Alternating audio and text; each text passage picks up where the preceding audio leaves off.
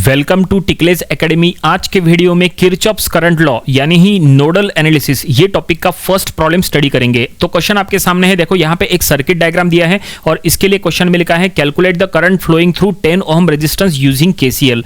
तो चलो हम ये प्रॉब्लम सॉल्व करेंगे। यहाँ पे 10 ओम में से अगर आपको करंट फाइंड आउट करना है तो आपको करंट का फार्मूला पता होगा। करंट आई का फार्मूला होता है V by R. It means voltage across 10 ohm divided by 10 करेंगे तो हमें 10 में से फ्लो होने वाला करंट मिल जाएगा। और ये प्रॉब्लम हम सॉल्व करेंगे by KCL, it means by nodal analysis. तो हम ये प्रॉब्लम आपको दो मेथड से सॉल्व करा के देंगे, मेथड 1 मेथड 2। एग्जाम में दोनों में से कोई भी मेथड यूज करो, कोई दिक्कत नहीं है, दोनों के थ्रू सेम आंसर आएगा, दोनों में फुल मार्क्स मिल जाएंगे। वैसे आपके कॉलेज में आपके लेक्चरर आपको जो मेथड फॉलो करने के लिए कह रहे हैं आपको वो मेथड फॉलो करना चाहिए। तो देखो मेथड 1 में हमने सर्किट को यहां एज इट इज ड्रॉ किया है। सर्किट में कितने नोड है चेक करो। ऊपर का जो नोड है वो हम नोड ए कहेंगे और नीचे के नोड को हम अर्थ से कनेक्टेड करेंगे।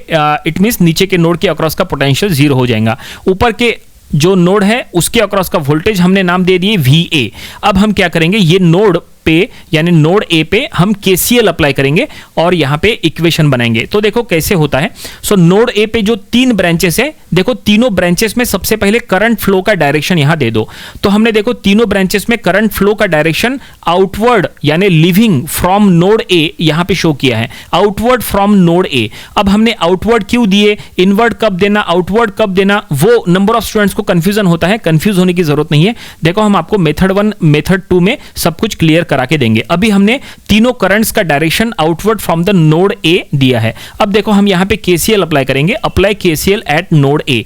अब ये सभी करंट्स I1 I2 I3 का आपको समेशन करना है।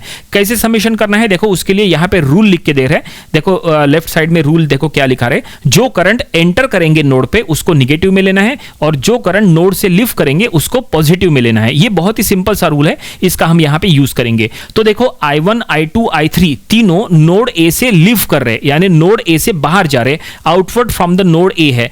तो हम क्या करेंगे, तीनों का समेशन करते समय तीनों हम यहां पे प्लस में लिखेंगे, I1 plus I2 plus I3, क्योंकि तीनों नोड ए से लीव कर रहे हैं।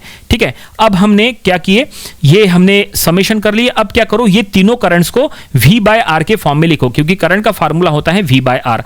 तो I1 को हमने लिखे VA माइनस 40 बाय 4, क्योंकि I1 VA से 40 की तरफ जा रहा है और उसके बीच में 4 है इसीलिए।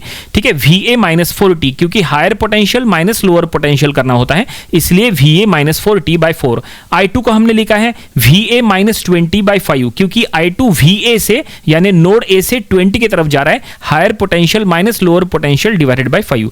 और हमने I3 को लिखे VA माइनस 0 बाय 10, क्योंकि I3 नोड ए से नीचे अर्थ की तरफ जा रहा है, अर्थ की तरफ पोटेंशियल 0 होता है, इसलिए VA माइनस 0 बाय 10। तो ये हमने यहां पे V बाय आर के फॉर्म में सभी को लिख लिया है। अब यहां पे विदाउट ब्रैकेट लिखो और सभी को स्प्लिट करो और देखो सभी को स्प्लिट करने के बाद इक्वेशन बन के तैयार है। अब क्या करो, यहां पे VA फाइंड आउट करना है। तो क्या करो, जो जो टर्म्स में VA है वहां से कॉमन ले लो VA। तो देखो VA कॉमन लेने के बाद हमें यहां मिलेगा 1/4 प्लस 1/5 प्लस 1/10, और जो टर्म्स में VA नहीं है उनका समेशन करो तो वो बन जाएगा -14, क्योंकि जो टर्म्स में VA नहीं है वो है -40/4 यानी -10 एंड -20/5 यानी -4, तो वो हो जाएगा -14। और अब ये इक्वेशन को सॉल्व करो तो हमें डेफिनेटली यहाँ पे VA मिल जाएगा।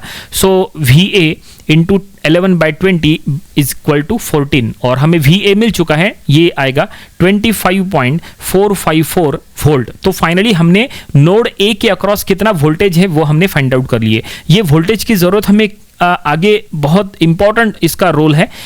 यहाँ पे क्या रोल है इसका, तो यही नोड वोल्टेज का यूज करके हम I3 फाइंड आउट करने वाले हैं। I3 यानी current flowing through 10 ohm resistance, question में लिखा है ना find the current flowing through 10 ohm. तो चलो अब हम वो करंट फाइंड आउट करेंगे। तो हम यहां लिख लेंगे, so now current flowing through 10 ohm resistance is, तो करंट 10 ओम में से जो जा रहा है उसका हमने नाम दिया है I3। तो देखो I3 ये कैसे फाइंड आउट होता है, तो KCL की इक्वेशन में देखो हमने जो KCL का इक्वेशन लिखे थे थोड़ी देर पहले, उसमें I3 की जगह हमने क्या लिखा है, तो I3 की जगह हमने लिखा है VA माइनस 0 बाय 10, है ना। VA माइनस 0/10, बस वो हमें यहाँ पे I3 वही यहाँ पे लिखना है, VA माइनस 0/10। देखो 0 लिखना जरूरी नहीं है, इसलिए हमने ओनली VA/10 लिखा है। बस यहाँ पे VA का वैल्यू पुट करो, 10 पुट करो और इसको सॉल्व करो, तो इसका आंसर आएगा 2.545 ampere. So this is the current flowing through 10 ohm resistance. ठीक है, इसका नाम है I3 is the current flowing through 10 ohm resistance. Problem यहीं पे कंप्लीट हो गया और ये हमने मेथड 1 से सॉल्व किए। आई होप आपको ये पूरा मेथड समझ में आया होगा, कैसे हमने समेशन किए, कैसे हमने V/R के फॉर्म में लिखे, कैसे हमने सॉल्व किए, सब कुछ आपको समझ में आया होगा। और अब चलो हम आपको मेथड 2 बताते हैं। देखो मेथड 2 में हम बस यहाँ पे थोड़े थोड़े चेंजेस करेंगे। तो देखो हमने ऊपर में जो मेथड 1 लिखा था ना, उसको हटा के मेथड 2 कर लेंगे। और यहाँ पे देखो सर्किट में अब हम करंट का डायरेक्शन चेंज कर रहे हैं। करंट का डायरेक्शन देखो क्या दे रहे हैं, वोल्टेज सोर्स के अकॉर्डिंग, जो बैटरी है ना उसके अकॉर्डिंग करेंगे। देखो लेफ्ट हैंड साइड में 40 वोल्ट की बैटरी है, उसमें प्लस माइनस के अकॉर्डिंग करंट I1 हमने इनवर्ट दे दिए, यानी टुवर्ड्स द नोड ए।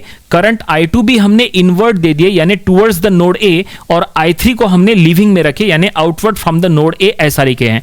चलो अब यहां समेशन करते हैं। समेशन करने का रूल क्या रहेगा, तो बिल्कुल सेम रूल जो हमने इसके पहले यूज किए थे। जो करंट एंटर करेंगे उसको निगेटिव में लेना है और जो करंट लीव करेंगे उसको पॉजिटिव में लेना है। तो ऐसे में I1 यहां पे एंटर कर रहा है तो I1 को हम निगेटिव में लेंगे। I2 यहां पे नोड पे एंटर कर रहा है तो वो भी हम निगेटिव में लेंगे, और I3 नोड से लीव कर रहा है तो वो हम पॉजिटिव में लेंगे। तो हम यहां लिखे हैं apply KCL at node A. So हम यहां इक्वेशन बनाएंगे, समेशन देखो सभी करंट का समेशन करेंगे। So -I1 -I2 plus I3 equal to 0। अब आपको समझ में आया I1 और I2 माइनस में क्यों लिखे, क्योंकि वो करंट्स I1 और I2 जो है वो नोड ए पे एंटर कर रहे हैं इसीलिए, और I3 लीव कर रहा है उसके बाद, इसलिए वो पॉजिटिव में है। ओके, और अब बस वही जो इसके पहले किए थे, करंट्स को V/R के फॉर्म में सेट करो। तो I1 जो है इस बार 40 से नोड ए की तरफ जा रहा है, इसलिए हमने लिखे 40 माइनस VA/4, और I2 20 से VA की तरफ जा रहा है, इसलिए 20 माइनस VA/5। ठीक है, और माइनस जो है वो ब्रैकेट के बाहर रखना, ये इंपॉर्टेंट है। यहां अगर आपने माइनस ब्रैकेट के अंदर दे दिए तो गलत हो जाएगा। अब देखो माइनस हमने ब्रैकेट के बाहर दिए थे, अब हमें क्या करना है, ये पूरे इक्वेशन को सॉल्व करना है। और सॉल्व करना है इट मींस इसको स्प्लिट करना है। हमने स्प्लिट किया है, माइनस से भी मल्टीप्लाई किया है, और देखो माइनस से मल्टीप्लाई करने के बाद जो इक्वेशन बना, ये वही इक्वेशन है जो इसके पहले मेथड 1 में था, बिल्कुल सेम।